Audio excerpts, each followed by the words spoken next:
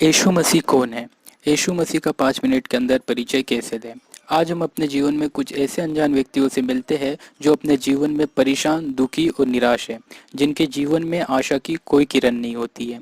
उन्हें हम 5 मिनट के अंदर यीशु का परिचय और उनके जीवन में एक आशा की किरण को कैसे दें। यदि आप दुखी, परेशान और निराश है तो यह वीडियो आपके लिए है। पैसा, अमीरी, स्वस्थ, खुशी और कच्चे वादों की इस तेज दुनिया में सब इतने व्यस्त हो गए हैं कि एक दूसरे को नमस्ते करने का भी वक्त नहीं है। हजारों परेशानियों से तंग और रोज नजर आने वाली तकलीफों से निराश होकर हम क्यों जी रहे हैं? ऐसे विचित्र सवालों को पूछने लगते हैं। जवाब न मिलने के कारण हम परेशान और उदास होकर एक दुखी जीवन जीते हैं। आज इस वीडियो के द्वारा आपको एक महत्वपूर्ण बात बताने का मौका मिला है और आप इसे ध्यान से देख रहे हैं। इससे पता चल रहा है कि आप भी एक सत्य की खोज में हैं। शुरुआत में जब ईश्वर ने इस संसार को बनाया तब संसार बहुत ही सुंदर था। इस सुंदर दुनिया पर राज करने के लिए ईश्वर ने मनुष्य को बनाया। ना दुख, ना वेदना, ना बीमारी, बस आनंद और खुशी का माहौल था। ईश्वर ने मनुष्य को अपने स्वरूप में बनाकर उसे सोचने और निर्णय लेने का अधिकार दिया और सब कुछ ठीक था।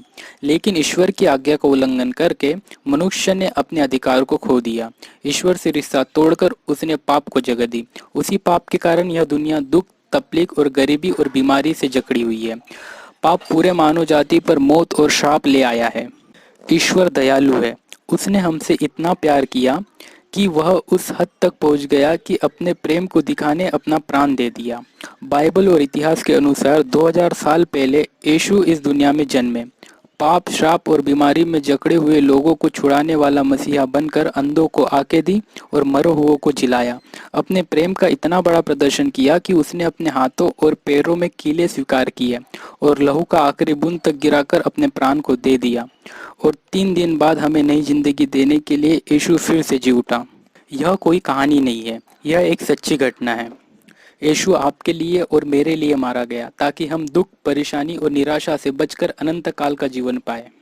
यूहन्ना 3:16 में उसने कहा है कि मार्ग, सत्य और जीवन मैं हूँ और जो कोई उस पर विश्वास करे वह नाश न हो परंतु अनंत जीवन पाए। यीशु आपको यह आज़ादी मुक्त में देना चाहता है। यदि आप मानते हैं कि यीशु आपके पापों को क्षमा करके एक नई जिंदगी दे सकता है तो इस मुक्त की भेंट को स्वीकार करिए। यीशु मसीह किसी एक जाति या धर्म के लिए नहीं आया है, वह पूरे मानव जाति के लिए आया है और वह धार्मिकता स्थापित करने आया है। यदि आप यीशु को स्वीकार करना चाहते हैं तो यह प्रार्थना सच्चे दिल से करिए कि हे परमेश्वर, मैं पापी हूँ और मैं खुद को नहीं बचा सकता। मैं धन्यवाद देता हूँ कि आपने यीशु को जगत में मुझे बचाने के लिए भेजा है। मैं विश्वास करता हूँ कि मेरे सब पापों के लिए यीशु मसीह ने खुद को क्रूस पर दे दिया है और 3 दिनों के बाद मरे हुओं में से जी उठा है। मेरे हर पाप का दंड क्रूस पर चुकाया गया है। यीशु मुझे माफ कर और मुझे बचा। आमीन।